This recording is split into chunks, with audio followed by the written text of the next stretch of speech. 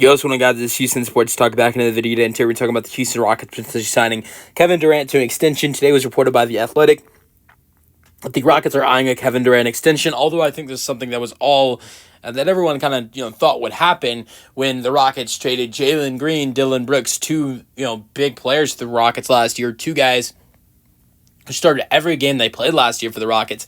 And then on top of not only trading Brooks and Green, also trading a top 10 pick in this year's NBA draft, plus 5 second-round picks for a guy who's about to be a free agent.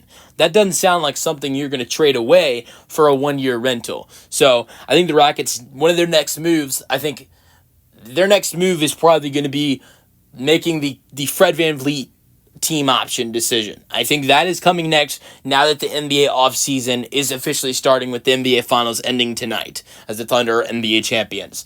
The next decision for this Houston Rockets team, I believe, will be the team option decision for Fred VanVleet. They did extend that deadline weeks ago, and that is coming up this week. And so we will see what that decision is. I would bet that the Rockets are going to accept that team option, and Fred VanVleet's going to return, and then the Rockets are going to, sign VanVleet to a friendly extension. So, but I think what is next is the team option, and then you're going to see the Rockets sign Kevin Durant to an extension. I would bet that happens before tip-off next season. But the Athletic report was that there's strong belief in Houston that this will be a long-term partnership.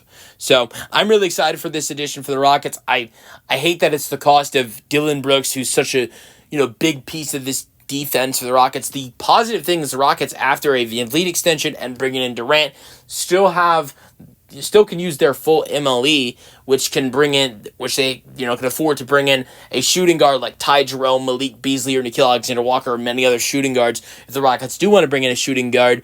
But I think Nickeil Alexander-Walker would be a great fit for the Rockets because he's great defensively, and that fills the void that the Rockets are losing with Dylan Brooks defensively. So I would look for the Rockets to potentially, bring in Alexander Walker this offseason. But I think the VanVleet team option decision and the Durant extension are the two most important things for the Houston Rockets this offseason after the Rockets pulled off this trade today. Let me know your thoughts in the comment section, and peace out. Go Rockets.